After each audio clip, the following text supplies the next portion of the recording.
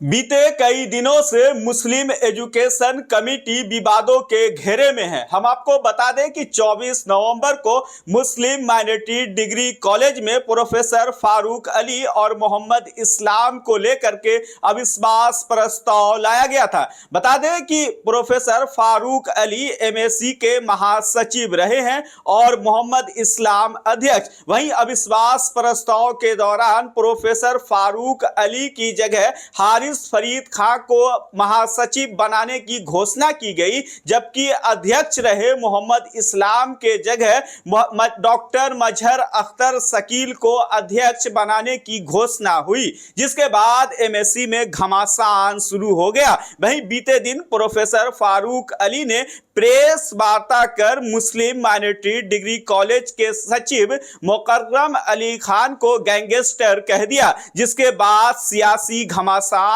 MSc में शुरू हो गया है। अब ऐसे में सवाल खड़े हो रहे हैं कि एमएससी का मामला कैसे सुलझेगा। हालांकि प्रोफेसर फारूक अली ने कहा है कि मैं अपना पद किसी भी कीमत पर नहीं छोड़ूंगा, चुनाव होने के बाद जो निर्णय आएगा वह उसे मानेंगे, लेकिन जो सदन ने पारित कर दिया है, अब ऐसे में देखने वाली बात होगी कि क्या सदन का फैसला को प्रोफेसर फारूक अली मानते हैं या नहीं मानते हैं, या यह इस बात को लेकर के, इस फैसले को लेकर के कोर्ट में चुनौती दी जाती है या मामला जिला प्रशासन के पास जाता है। बहरहाल जो भी हो, हम इसकी सारी खबरें आपको दिखाएंगे, लेकिन न्यूज अंग बिहार बुधवार से एमएससी के मामले को लेकर के जनता की अदालत में जाएगी और आप हमारा खास एपिसोड जनता की अदालत में एमएससी देखना ना भूले। प्रत्येक दिन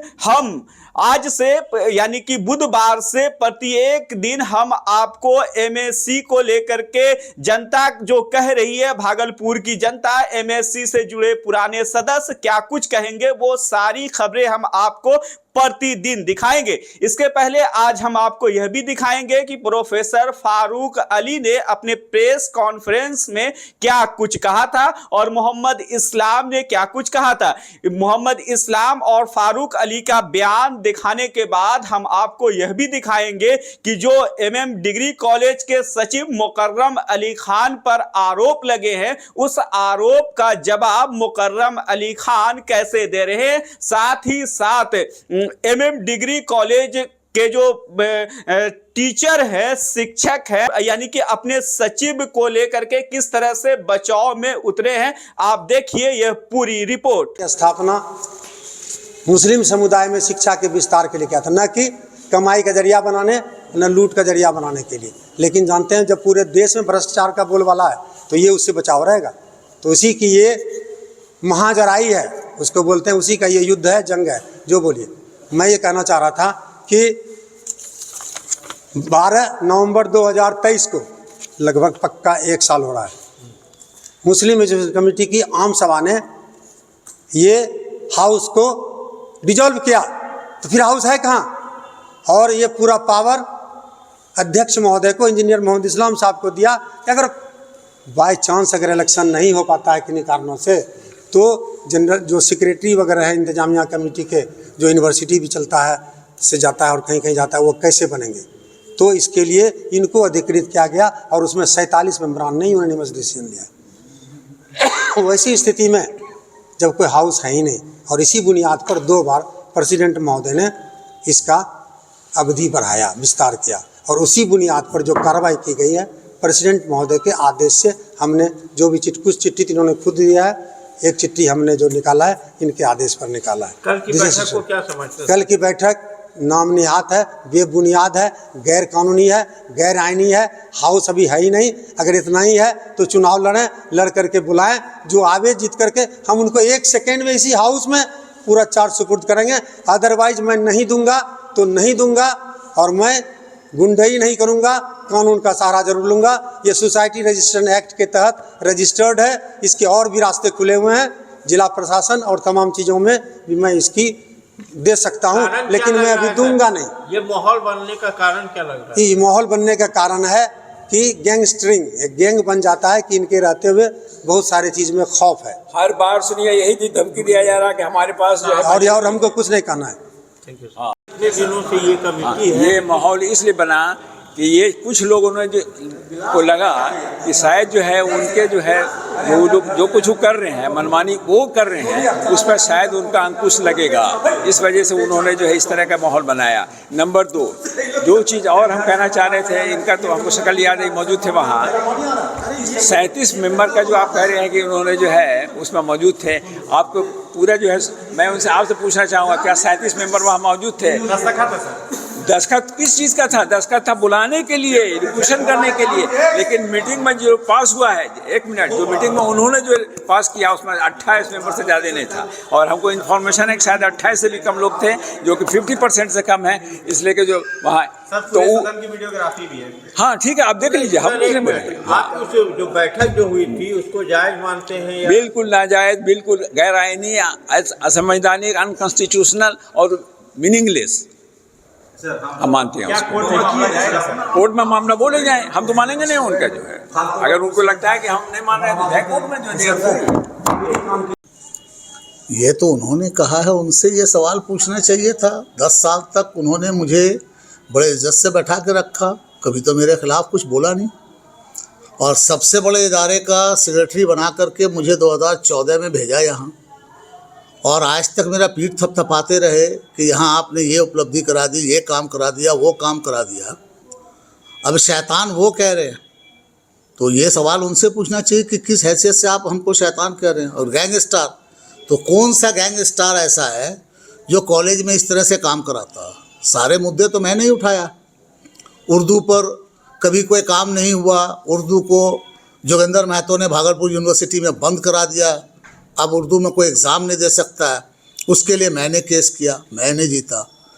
माइनॉरिटी 44 साल से मुस्लिम माइनॉरिटी कॉलेज है, लेकिन माइनॉरिटी नहीं था।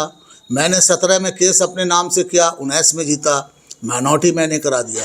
डिफिसिट ग्रांट के लिए केस हम लड़ रहे हैं। 3 यूनिवर्सिटी की पढ़ाई यहाँ हम करवा रहे हैं, तब तो एक ही था। 1800 से 18,000 बुक तक हम चले गए लेके।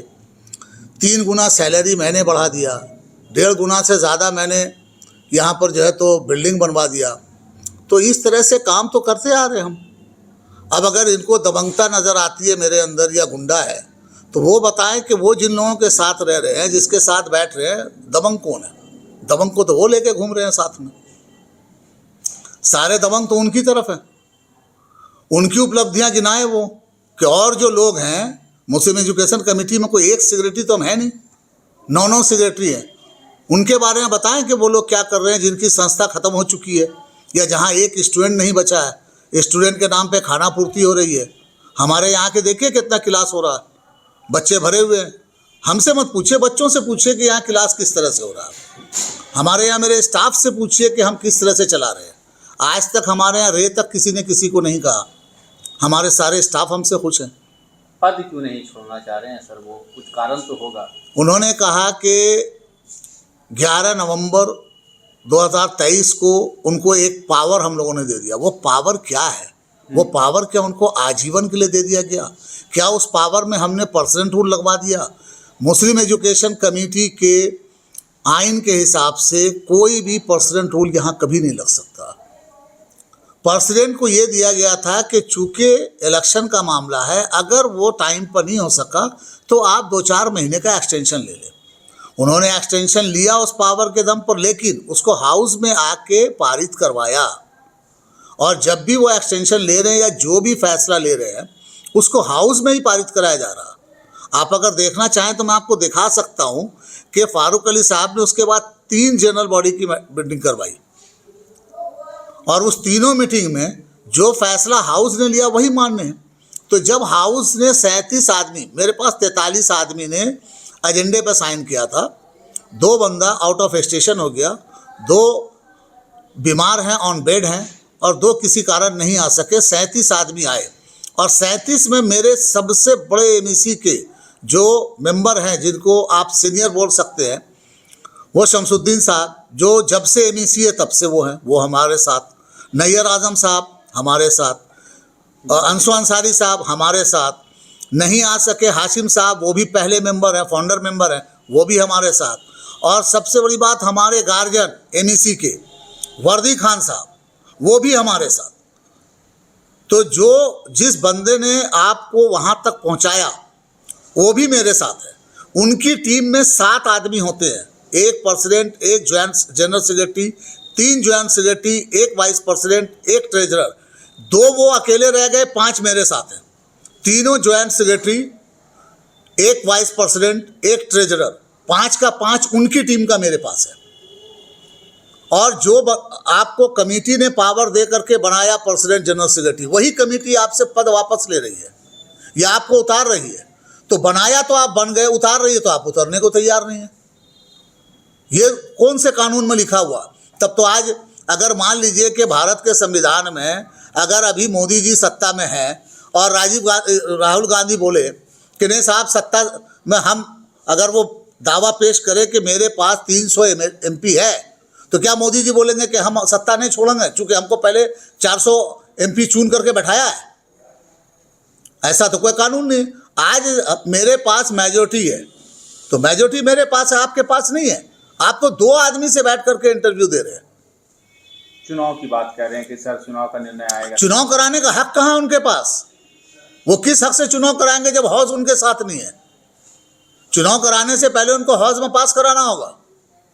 हौज उनके साथ नहीं है। हौज के 43 मेंबर उनसे बाहर है। बाकी लोग भी से मैंने बात नहीं किया, वो भी उनके साथ है या उनके खिलाफ है मुझे नहीं मालूम। देख के तो यही लग रहा है कि वो सिर्फ 2 के 2 हैं। फैसला बोल रहे हैं कोर्ट का आने दीजिए, उसके बाद भी कुछ हम हट जाएंगे स्वच्छता से। अब ये सोचिए आप कि उनको तो केस के बारे में पता नहीं है, एमईसी के बारे में पता नहीं है। वो 3 बरस वाइस क्या बोलते हैं उसको, वाइस चांसलर रहे। 3 साल वो प्रो वाइस चांसलर रहे और उर्दू को ख़त्म कर दिया गया भागलपुर से।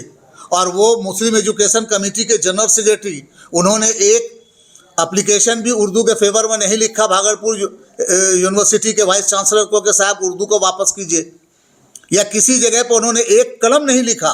6 बरस गुजर गया, 6 बरस में एक बार भी उन्होंने उर्दू को जिंदा करने के लिए नहीं लिखा। उनको तो वैसे भी नैतिकता के आधार पर कर देना चाहिए था रिजाइन, कि आप मुस्लिम एजुकेशन कमेटी के जनरल सेक्रेटरी हैं, आप उर्दू के लिए कुछ नहीं कर रहे हैं। उर्दू मेरी जान है, मेरी पहचान है, और आप उर्दू के लिए कुछ नहीं कर रहे, लड़ने रहे हैं, उसके लड़ाई हम लड़ रहे हैं। फिर से एक सवाल होगा, आपको शैतान कहा, क्या कहिएगा? इस शैतान के बॉस तो वही है। अगर हम लोग शैतान हैं तो शैतान के बॉस तो वही है, वो इब्लीस हुए। और वो इब्लीस है। अगर हम शैतान हैं तो वो इब्लीस है।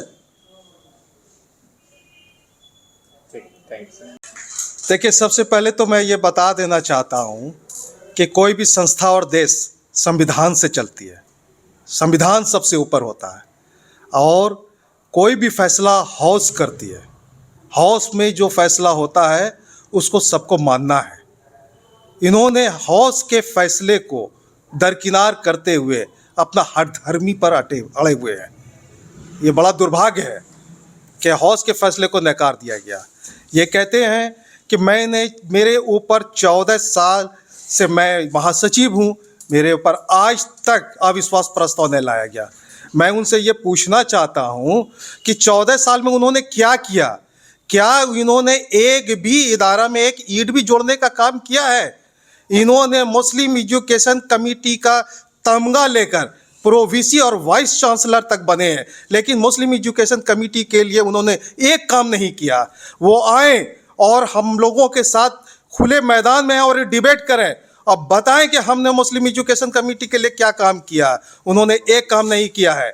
और जहां तक बात है कि हाउस के फैसले की, हाउस का फैसला जो नहीं मानता है इसका मतलब वो संविधान को नहीं मान रहा है, वो मुस्लिम एजुकेशन कमेटी के आइन को नहीं मान रहा है। और जो आइन को नहीं मानेगा वो उस हाउस का मेंबर बन ही नहीं सकता, रह ही नहीं सकता। ऐसे लोगों को हाउस के मेंबर से उसकी सदस्यता को समाप्त कर देनी चाहिए। मैं हाउस बहुत ही जल्द मैं नए महासचिव और अध्यक्ष से बोलूँगा कि इस विषय पर हाउस बुलाएं, चूँकि हाउस ने आपको चुना है और उसमें पूर्व महासचिव, पूर्व अध्यक्ष आए और वो अपनी बातों को रखें। अगर वो सही हैं, और ये बार बार बोलते हैं, संविधान का हवाला देते हैं, अगर वो सही है तो दिखाएं संविधान में कहाँ पर लिखा हुआ है। और साथ साथ मैं ये भी कहूँगा आपके चैनल के माध्यम से, ओरिजिनल संविधान की कॉपी लेकर के आए मुस्लिम एजुकेशन कमेटी की। कहाँ छिपा करके रखे हैं, क्यों गायब हो गया है? वो लापरवाह आदमी है। ऐसे आदमी को पद पर बने रहने का कोई हक नहीं बनता। जो सदन चला बीते दिन इस कॉलेज में, वहाँ पे कई बुजुर्ग लोग देखने को मिले जो फारूक अली के साथ साथ रहते थे। क्या संकेत है इसका? देखिए, वो लोग अच्छी तरह से जानते हैं कि सही कौन है, गलत कौन है। चूँकि बहुत सारे हौज में उन्होंने बैठा, बहुत सारे लोगों का फैसला देखा, हौज का निर्णय देखा।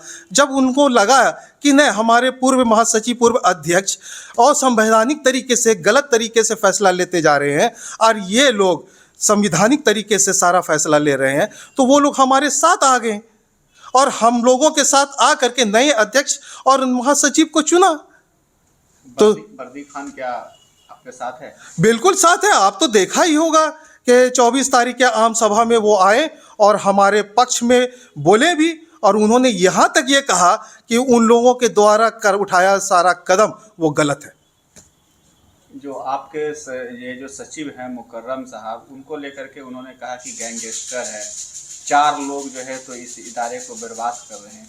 देखिए, गैंगस्टर अगर है तो वो गैंगस्टर के सरदार है, वो गैंगस्टर के बॉस है।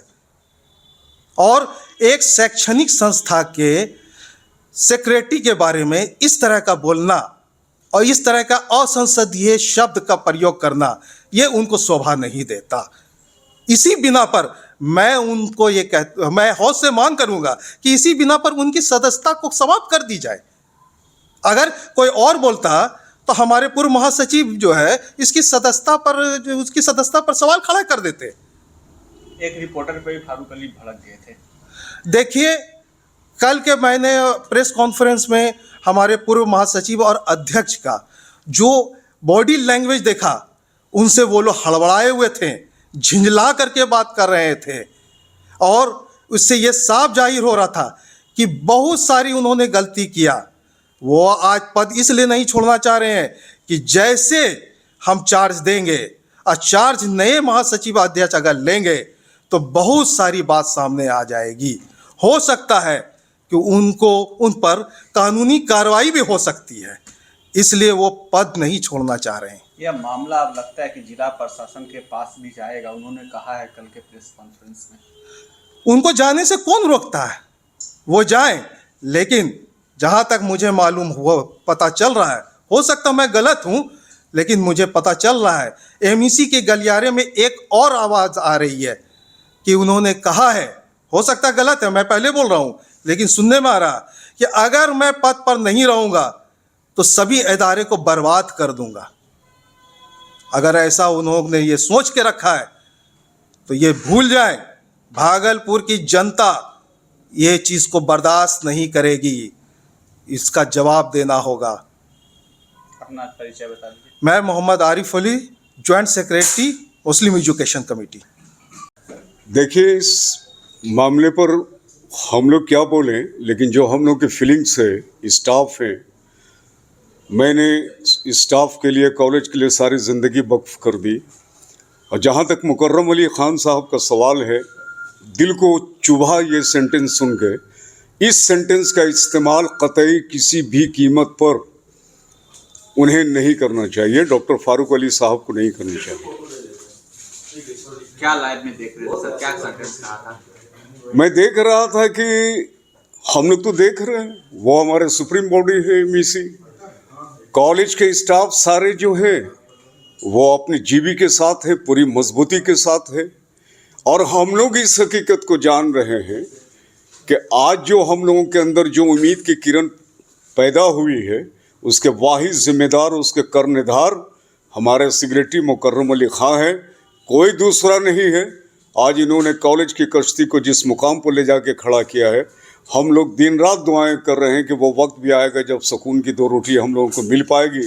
लेकिन वैसे शख्स के बारे में इस तरह के अल्फाज का इस्तेमाल करना, अब जैसे क्या ग्रोह बंदी और गैंग स्टार क्या क्या सुन रहे थे, वो तो मैं कॉलेज में था, हम लोग चूँकि मेरे कॉलेज में प्रोग्राम ऑर्गेनाइज हो रहा था, हम लोग घर वाले थे, तो हम लोग यहाँ पर जो है यहाँ पर बैठे थे।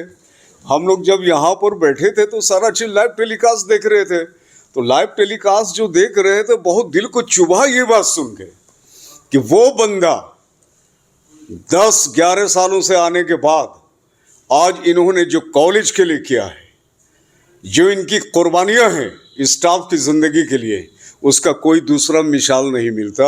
यह बांगे दोहल कह रहा हूँ, यह आपके सामने नहीं कह रहा हूँ, बल्कि हम जाके जो है अगर कहिएगा कंचनजंगा के चोटी पर भी खड़े होकर इस हक की सदा को हम बुलंद कर सकते हैं। कोई दुनिया की ताकत इसको रोक नहीं सकता और क्रॉस नहीं कर सकता। क्या लगता है फारूक अली को अपना पद स्वेच्छा से छोड़ देना चाहिए? देखिए, ये मामला सुप्रीम बॉडी का है, हम लोग देख रहे हैं कि हम, लेकिन ये हकीकत है कि हम लोग इंसाफ, सच्चाई और सदाकत के साथ हैं।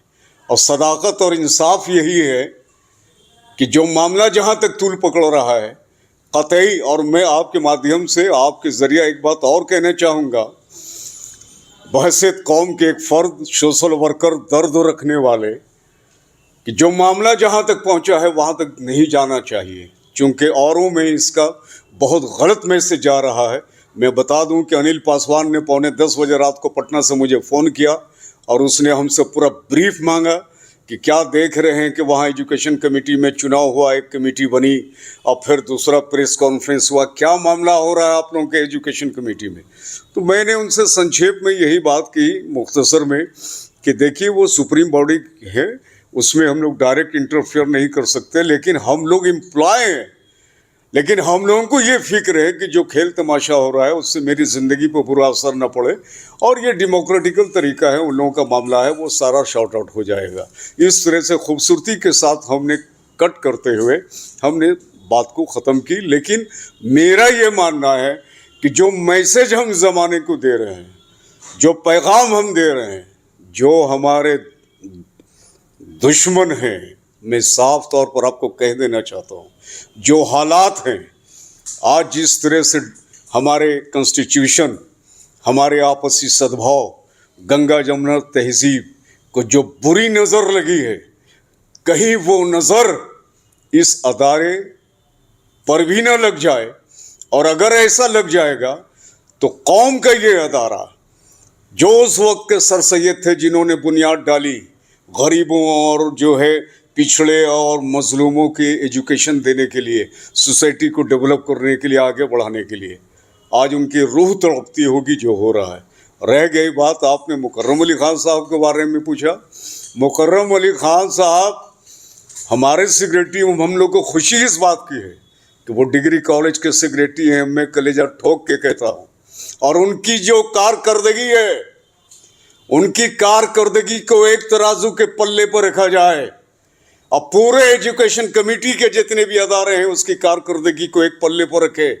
अगर मुकर्रम अली खान साहब का पल्ला भारी नहीं हुआ तो खुदा की कसम हम रिजाइन कर देंगे।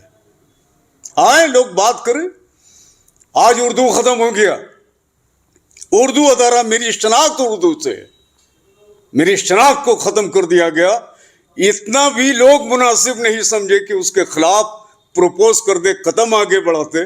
उनके साथ जो नाइंसाफ़ी और हक तलफी हुई उर्दू के साथ, हमारे कॉलेज के साथ, अदारे के साथ, उसके खिलाफ कुछ कार्रवाई करना तो दूर की बात, जनाब आली ज़ुबान तक हिलाने की किसी ने जुर्रत नहीं की, चूँकि तोड़ जोड़ से किसी को फुर्सत नहीं थी। और वाहिद मुकर्रम अली खान साहब हैं जिनके दर्द को जब हम लोगों ने इनसे रिक्वेस्ट किया, ये पहले ही तैयार थे और इन्होंने सारा बेड़ा उठा के पटना में जाके उर्दू को वापस करने के लिए, और उन्होंने केस किया है। जो मामला जो है हाई कोर्ट में ज़ेर गौर है, ये भी सारा क्रेडिट मुकर्रम अली खान साहब को जाता है। और यही नहीं, आज डिग्री कॉलेज इतना फल फूल रहा है और जिस तरह का खुशनुमा माहौल है यहाँ पर, आज मुझे तो खुशी है, मुझे खुशी है कि जितने अदारे वाले हैं वो लोग हम लोग को तिरछी निगाह से देखते हैं, क्योंकि अल्लाह पाक ने हम लोगों के अंदर हुस्न दिया है। लेकिन ये सही है कि वो हुस्न उस वक्त तक नहीं आता, ये मुकर्रम अली खान साहब के आने के बाद ये हुस्न आपको दिखाई पड़ रहा है। और हम लोग पूरी हुस्न को बर्बाद करने की भी साजिश कहीं ना कहीं नहीं होने देंगे। किसी कीमत पर बर्बाद होने नहीं देंगे। और मैं बता रहा हूँ, मैं आपके माध्यम से उन तमाम लोगों को बाखबर करना चाहता हूँ कि मजबूर ना करें। पहले हम कौम के फर्द हैं, पहले हम सोशल वर्कर हैं, पहले हम लीडर हैं, उसके बाद कॉलेज के एम्प्लॉय हैं। अलग सी बात है कि मैनेजमेंट के पॉलिटिक्स में हिस्सा नहीं ले सकते, चुनाव हम नहीं लड़ सकते, उनके मामलात में दखल अंदाजी हम नहीं दे सकते, लेकिन हक की आवाज़ बुलंद करने पर कौम का अदारा है जनाब। मुस्लिम हाई स्कूल का स्टूडेंट रहा हूँ, ईंटा ढोया है सर पर, जहाँ मैं बैठा हूँ इस जगह से ईंटा ढो के ले जाके पहुँचाया मुस्लिम हाई स्कूल। आंसू दादा अदारे खून के आंसू रो रहे हैं सारे, आंखों में आंसू, आंखों में आंसू, खून के आंसू, सिर्फ आंसू नहीं, खुदा की कसम खून के आंसू रो रहे हैं अदारे। जिसको देख वो बिनाई नहीं है, वो निगाह नहीं है जो लोग उस बहते हुए खून के आंसू को देख सके। अहले ज़मीर जो है उसको महसूस है कि खून के आंसू की कीमत क्या होती है। ढोल बज रहा, तमाशा बज रहा, मजाक बना लिया है। अरे उस वक्त से सोचिए जब पब्लिक रोड पर आएगी, कलेजा ठोक के घूम जाएंगे जमने पूरे भागलपुर में। ये कलुआ बुधवा को लेके आज वैसे ही रिक्शे वाले, टमटम वाले और ठेले वाले ने जो भीख मांगा जा रहा था अदारे को बनाने के लिए, बुनियाद डालने के लिए, उन लोगों ने चंदा दिया था। जब वैसे लोग बाहर आ जाएंगे तो हमको लगता है कि ऐसे लोगों को भागने का मौका नहीं मिलेगा, चाहे वो कोई भी हो। Thank you. सबसे पहले तो हम ये बोलना चाहेंगे कि एमईसी के आइन के मुताबिक एम्प्लॉय को तो वोट देने का भी अधिकार नहीं है, लेकिन ये आज हम बोल रहे हैं डिग्री कॉलेज में बैठ करके, ये अधिकार हमको हमारे अपने सेक्रेटरी मुकर्रम अली खान साहब ने दिया कि आप बोलिए जो सच्चाई है। कॉलेज के लिए उन्होंने, हम जब से प्रिंसिपल बने हैं लगातार प्रयास हो रहा है कि कॉलेज को हम कैसे आगे लेकर के जाएं। और जहाँ तक गैंगस्टर की बात है, ये बात है, ये तो कभी आँख से हम लोग को दिखा नहीं, न कभी समझ में नहीं आया, न कभी उन्होंने कॉलेज में किसी एम्प्लॉय के साथ इस तरह का कोई भाषा का इस्तेमाल किया हो जिससे बोला जा सके।